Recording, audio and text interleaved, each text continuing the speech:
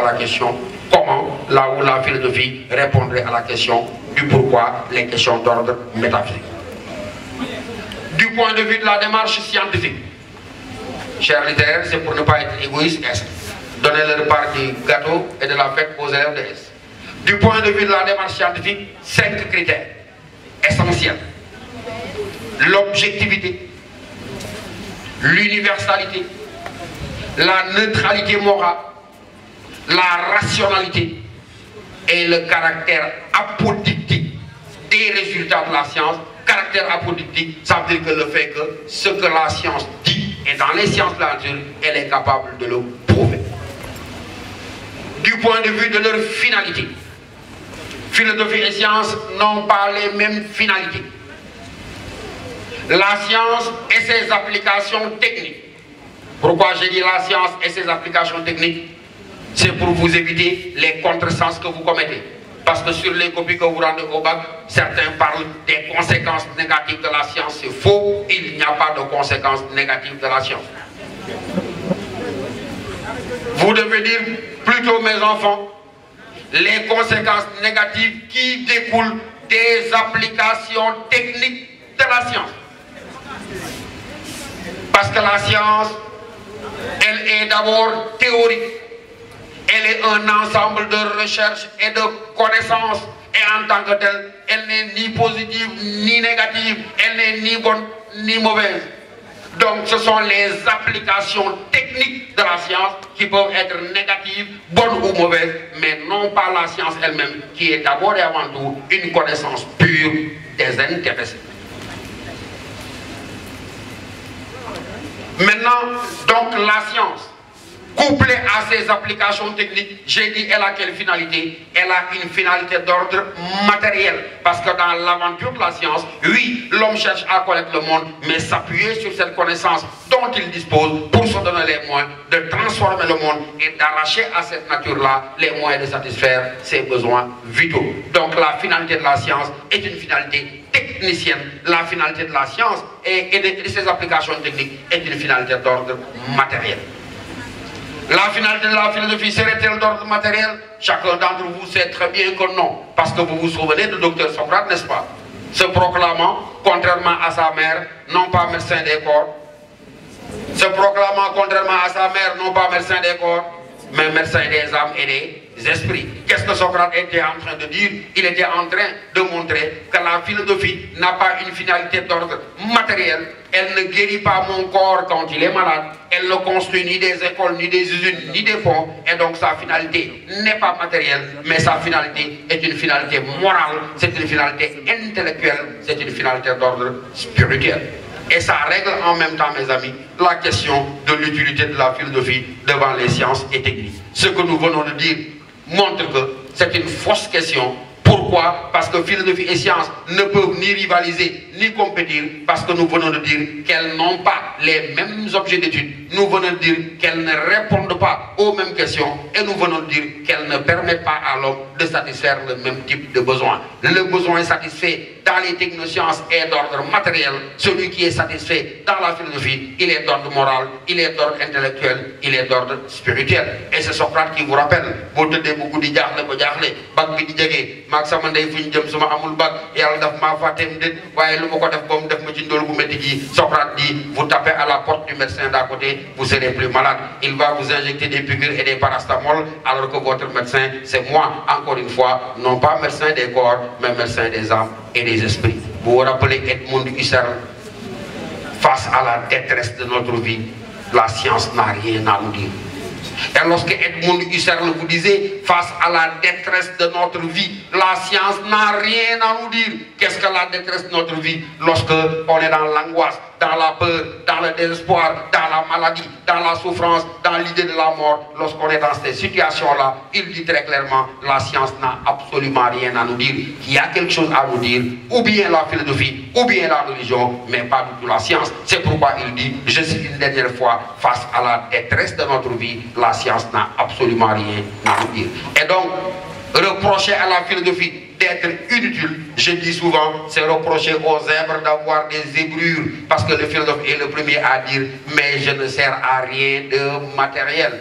Et j'ai un philosophe que je connais qui s'appelle Gilles Deleuze. Lui, il disait, heureusement que la philosophie soit inutile. Et on lui disait, mais c'est bizarre que vous puissiez dire, heureusement que la philosophie soit inutile. Il dit, mais écoutez, nous sommes dans un monde où tout sert à quelque chose. Gilles dit, mais écoutez, Gilles Deleuze, il dit, dans le monde dans lequel nous vivons, tout sert à quelque chose. Et il dit, c'est un monde dans lequel nous étouffons sous le poids de l'utilité. Et dire que dans ce monde-là, nous étouffons sous le poids de l'utilité, Gilles Deleuze va même jusqu'à ajouter, mes enfants, ça va vous faire rire un peu. Gilles Deleuze dit, le monde dans lequel nous vivons, mais même les sentiments sont pesés et sous-pesés. Il dit, on ne vous embrassera pas de la même manière selon que votre poche soit pleine de billets de banque et selon que vous n'avez absolument rien dans votre compte bancaire. Il dit, mais si vous avez beaucoup d'argent, on va vous embrasser à vous étouffer. Si vous êtes aussi pauvre que moi, c'est à peine si on va vous déposer un petit baiser au sommet du crâne.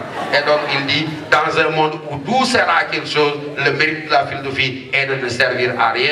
Et je me rappelle Théophile Gautier, pour ajouter donc que si le mérite de la philosophie est de ne servir à rien, je dirais avec Théophile Gautier que parce qu'elle ne sert à rien, elle est belle. Vous vous rappelez Théophile Gautier, il n'y a deux vraiment beaux que ce qui ne sert et que tout ce qui est utile.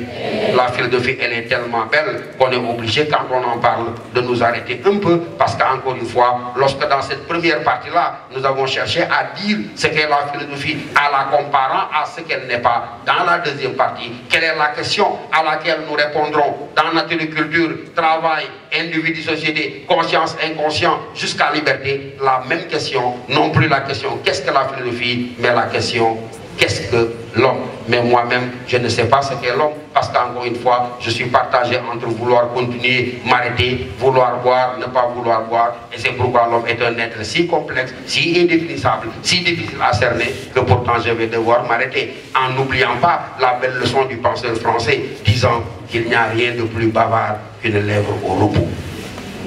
Je vous laisse au silence bavard de mes lèvres au repos, le temps d'une petite pause qui m'est demandée pour mieux nous retrouver en toute beauté.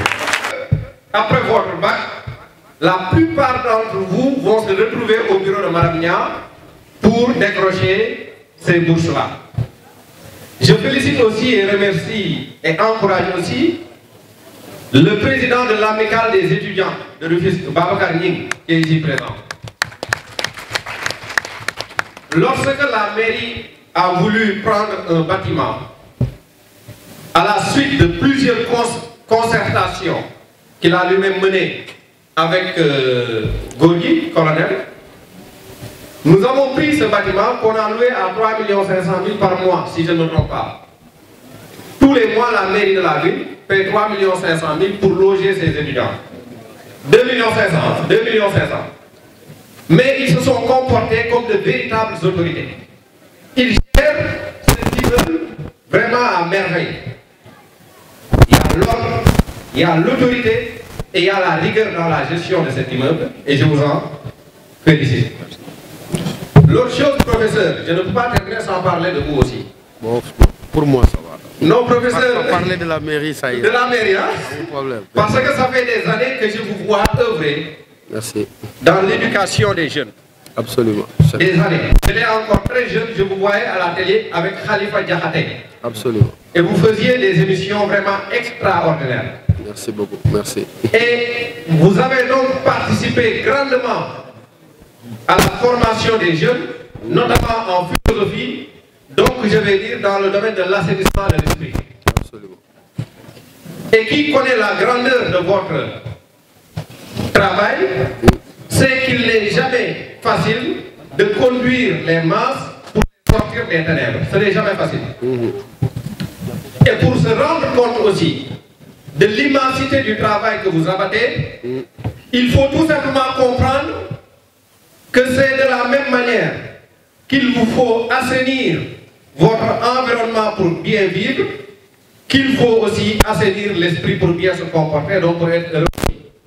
Donc, professeur, soyez remercié. Merci beaucoup. Merci beaucoup. Quant au mouvement Matsa, j'ai l'habitude de dire que le mouvement Matsa est l'exemple vivant du patriotisme. Parce que une ville ne se construit pas seulement, une ville se co-construit. La co-construction. Il faut la mutualisation de toutes les forces, de toutes les énergies pour construire une ville. C'est extrêmement difficile. On ne doit pas tout attendre des autorités. Et le mouvement Matsa n'a jamais attendu quoi que ce soit des autorités. C'est un mouvement qui ne se limite pas seulement à ces activités-là liées à l'éducation. C'est un mouvement qui est dans le don de sang. C'est un mouvement qui est dans la conscientisation, dans la sensibilisation des masses. C'est un mouvement qui est dans le social. Et c'est ça qui peut développer un pays.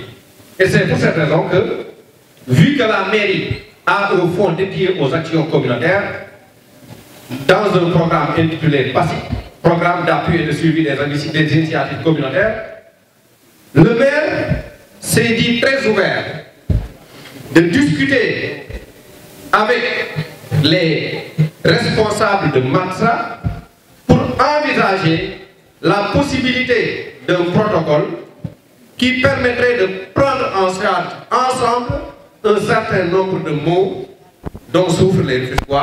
Et je pense qu'on pourra travailler dans ce sens afin d'améliorer la condition existentielle de nos compatriotes. Et pour finir, je vous remercie donc et vous félicite et souhaite que cette cérémonie s'organise encore des années et prenne encore de l'ampleur à chaque année. Merci beaucoup. Nous, Soluétudes, nous sommes là pour les orienter. Parce que nous savons que nous faisons un travail d'orientation pour leur permettre de faire les bons choix. Les bons choix, c'est que vous avez un profil de bac L, vous voulez choisir l'informatique pour votre formation post-bac, ce n'est pas possible, ce n'est pas cohérent. Donc nous, on est là pour vous aider en amont à faire les bons choix.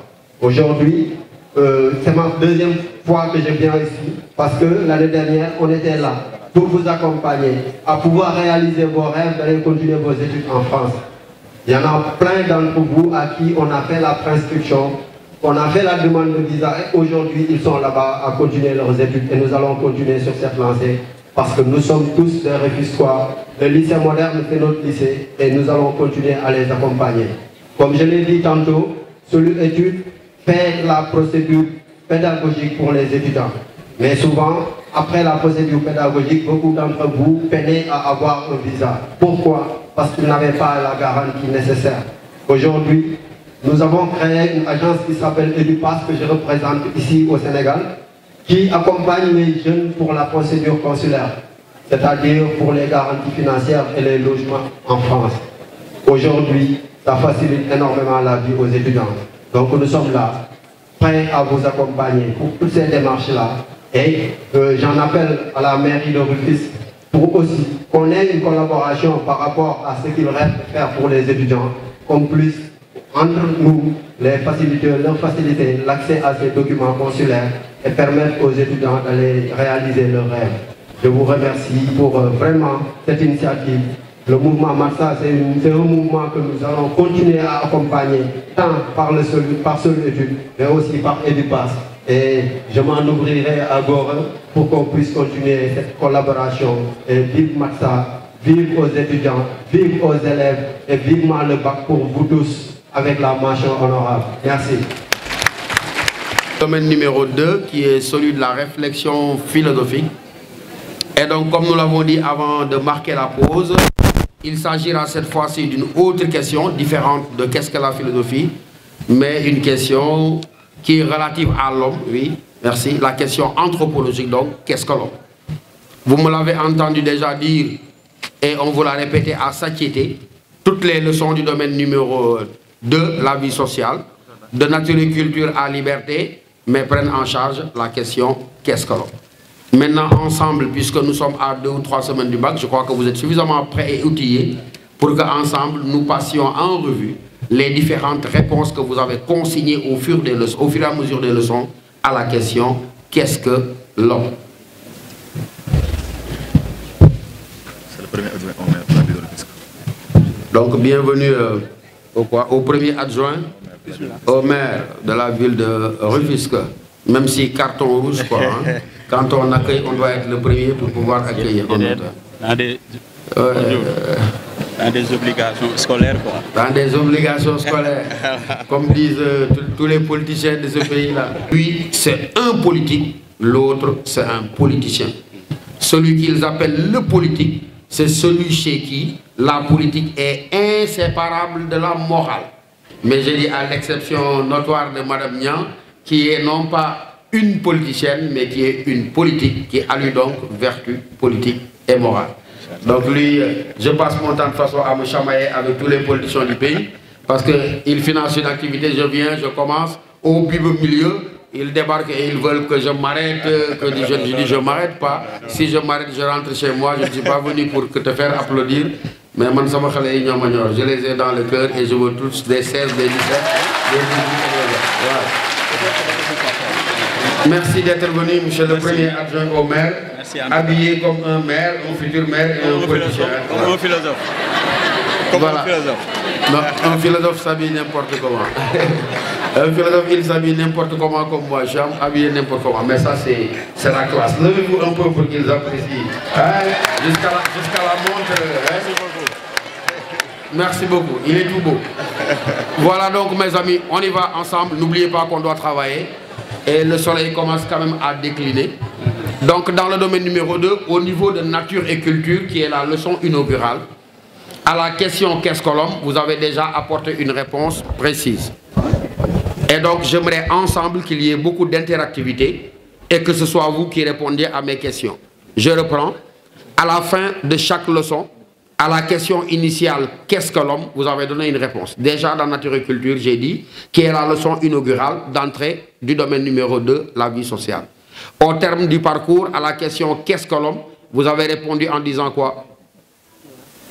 Que c'est un être bioculturel. Une manière de montrer quoi?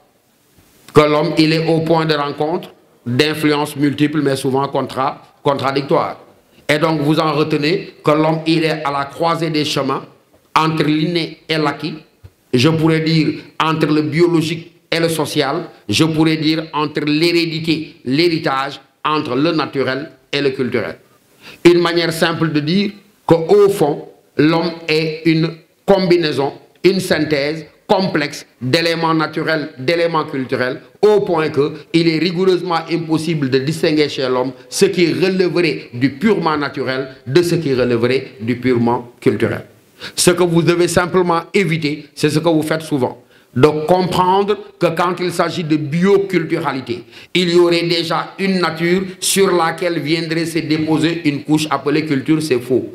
Nature et culture ne se superposent pas, mais nature et culture forment un tout. Au point que j'ai dit, rien de purement culturel, rien de purement naturel, mais chaque acte posé par l'homme manifestera ce double attribut du naturel et du culturel. Rappelez-vous Claude Lévi-Strauss, brillant anthropologue français, pour montrer l'impossibilité à distinguer chez l'homme le naturel du culturel, il dit, j'ouvre les guillemets, chez l'homme, on ne peut dire ni où commence la nature, ni où s'arrête la culture. Fin de citation. Et lorsque Claude Lévi-Strauss vous dit, j'ouvre les guillemets une dernière fois, chez l'homme, on ne peut dire ni où commence la nature, ni où s'arrête la culture, mais ça veut dire simplement que nature et culture sont entremêlées, imbriquées de façon indissociable, au point qu'encore une fois, il n'y aurait rien d'exclusivement naturel, rien d'exclusivement culturel. Maintenant, si on s'amusait artificiellement, parce que dans la réalité et la pratique, ce n'est pas possible, mais artificiellement, si on s'amusait à mettre sur une balance, disais-je, ici nature et ici culture, vous savez que chez l'homme, la balance ne pencherait pas du côté nature, mais bien évidemment, mes amis, elle pencherait de quel côté? Du côté culture. Et dire de la balance que chez l'homme, parce que vous avez dit bioculturel, mais il y a plus de culturalité que de biologique chez l'homme. Ce qui signifie quoi? Que s'il y a un élément dans lequel et par lequel l'homme se distingue de l'animal, s'élève au-dessus de la nature pour atteindre la dimension pleinement humaine de son existence, ce n'est pas ce qui relève du bios et du naturel, mais bien sûr ce qui relève du culturel. En termes simples, cela signifie que chez l'homme, la culture est l'élément déterminant. Ou en termes simples, je dirais, la culture, elle est simplement l'essence de l'homme. L'essence d'une chose, c'est bon à préciser, parce que mes cousins Paul et Diola vont penser que c'est le carburant HL là-bas. L'essence d'une chose, c'est ce que cette chose a en propre et qui la distingue des autres. Donc dire de la culture qu'elle est l'essence de l'homme signifie que la culture est ce qui permet de tracer la ligne de fracture, de démarcation et de séparation nette entre l'homme et le règne strictement animal. Et donc cela veut dire que là où le petit de l'animal est déjà animal, vous savez tous que le petit de l'homme, il n'est pas déjà... Là où le petit de l'animal est déjà animal, le petit de l'homme, il n'est pas homme. Il est quoi alors s'il n'est pas homme? Là où le petit de l'animal est déjà animal, le petit de l'homme n'est pas animal. Là où le petit de l'animal est déjà animal, le petit de l'homme doit apprendre à devenir humain. Parce que donc il n'apprend pas à devenir homme, il apprend à devenir humain. Est-ce qu'il devient humain dans la solitude de ses instincts? Ou est-ce qu'il devient humain dans la société? Et comment le devient-il? Quel est le moyen prévu par la société pour nous humaniser? C'est simplement l'éducation. Et vous vous rappelez Emmanuel Kant, qui vous dit quoi? Que de toutes les créatures, seul l'homme doit être éduqué. Pourquoi de toutes les créatures, seul l'homme doit être éduqué? Parce que là où l'animalité est donnée, offerte dès le départ, l'humanité n'est pas donnée, elle se conquiert. C'est pourquoi j'ai dit le petit de l'animal est déjà animal. Je pourrais ajouter, ça signifie quoi? Que dès la naissance, il est parfait, achevé, complet. Pourquoi? Parce que ayant reçu l'outillage, l'équipement biologique nécessaire à sa vie et à sa conservation. C'est pourquoi dès le départ, il est animal et ne peut être autre chose qu'un animal. Là où j'ai envie de dire exactement le contraire. Le petit de l'homme, le contraire d'achevé, le contraire de complet. Hein? Il est incomplet, ça veut dire quoi? Comme on dit souvent au départ, l'homme est un animal nu. Ou même certains, même si ça ne plaît pas souvent aux femmes, disent, mais que l'homme, il naît prématuré. Pour dire quoi? Ben, qu'il n'a presque rien reçu de la nature. Et ce que la nature ne lui a pas donné, l'homme se le donne. Comment se le donne-t-il? Par la négation et la transformation du naturel. Et le résultat de cette transformation est précisément ce qui s'appelle culture. Et donc cela signifie très clairement que, comme dit Jean-Jacques Rousseau, dit quelle est la qualité qui va distinguer l'homme de l'animal. Il dit cette qualité qui est présente chez l'homme est absente de la condition strictement animale. Il l'appelle la perfectibilité. La perfectibilité signifie la capacité propre à l'homme à se bonifier, à s'améliorer. Là où il dit en revanche pour l'animal, j'ouvre les guillemets, si un animal vivait pendant 1000 ans, au bout de la 1000e année, il serait tel qu'il était au premier jour de sa naissance. Vous l'avez bien compris quand Rousseau dit, si un animal vivait pendant 1000 ans, au bout de la 1000e année, il serait tel qu'il était au premier jour de sa naissance. Ça veut dire que, entre-temps, l'animal ne change pas, ne s'améliore pas, n'évolue pas, ne se bonifie pas. Il est animal, comme j'ai dit, et ne peut être déjà autre chose qu'un animal. Maintenant, dans l'étape, ce n'est pas un cours, c'est une étape, parce que travail et langage sont des parties de naturiculture. Donc quand vous avez dit dans la naturiculture que l'homme est un être bioculturel avec une prédominance du culturel sur le biologique, avec le fait que la culture est ce qui définit l'homme, en retenant que cette humanité, elle ne peut s'acquérir que dans et par l'ambiance sociale et culturelle. Parce que comme vous l'a dit Emmanuel Kant, et vous le chantez après moi par cœur maintenant, Kant dit par l'éducation, on transforme l'animalité en humanité. Et quand il dit par l'éducation, on transforme l'animalité en humanité, ça veut dire quoi? Mais que l'homme, forcément, il doit passer par le processus de socialisation. Ça veut dire quoi? D'apprentissage, d'intériorisation des normes et des règles de la vie sociale pour accéder à une humanité pleine et entière. Et comment l'homme se comporte à l'égard de la nature, c'est exactement l'inverse du comportement de l'animal. Nous avons dit que l'animal est entièrement soumis et déterminé par la nature. Il n'est que ce que la nature a fait de lui. Là où l'homme, il n'est pas ce que la nature a fait de lui, il est ce qu'il se fait lui-même, ou bien il est ce qu'il fait de ce que la nature a fait de lui. Donc le rapport de l'animal à la nature est un rapport de soumission, de détermination. Le rapport de l'homme à la nature, j'ai dit, c'est un rapport de négation et de transformation. L'homme est cet animal insoumis, indemnité, rebelle, et en tant que tel, il passe son temps à nier doublement la nature au sens de milieu physique extérieur que l'homme transforme par l'action transformatrice du travail, ou bien la nature au sens de nos instincts animaux que l'homme nie et transforme par la soumission aux normes et aux règles de la vie sociale. Parce que quand un homme est éduqué, socialisé, soumis à des normes, il devient maître de lui, capable de se contrôler, de se dominer, et en même temps, il échappe à l'esclavage de ses instincts animaux. Dans le cours ou dans l'étape suivante, le cours sur le travail. À la même question, qu'est-ce que l'homme? Après l'avoir défini comme un être bioculturel, dans le cours sur le travail, qu'est-ce que l'homme? Vous avez dit un animal travaillant. Et quand vous l'avez défini comme un animal travaillant, par l'instinct et par la spontanéité. La jeune fourmi n'a pas besoin de voir les autres pour être capable de faire une fourmilière parfaite. La jeune araignée n'a pas besoin de voir les autres pour être capable de tisser une toile parfaite. La jeune abeille n'a pas besoin de voir les autres abeilles à l'œuvre pour être capable de faire une ruche parfaite. Parce que ce qu'elles font ne relève pas de l'acquisition, de l'apprentissage, donc de l'intelligence. Ce qu'elles font est inscrit dans leur code génétique et dans leur organisation biologique. C'est pourquoi là où l'activité animale obéit à la spontanéité et à l'instinct, le travail humain est subordonné à un projet rationnel. Je n'insiste pas, vous connaissez la belle image de Karl Marx, disant que moi, homme, quel que soit mon talent, je suis incapable de faire une ruche plus belle que celle de l'abeille. Mais vous connaissez la différence. Marx dit la différence entre moi, homme architecte, et l'abeille, c'est que l'homme porte la maison dans sa tête avant de la construire. Ça veut dire que chez l'homme, la maison existe deux fois. Une fois en tant qu'idée et une deuxième fois en tant que réalité matérielle. De la même manière, dans le cours sur le langage, après avoir défini l'homme comme un être bioculturel, comme un animal travaillant, dans le cours sur le langage, qu'est-ce que l'homme? Vous avez dit c'est un zone logicon, ça veut dire un animal parlant.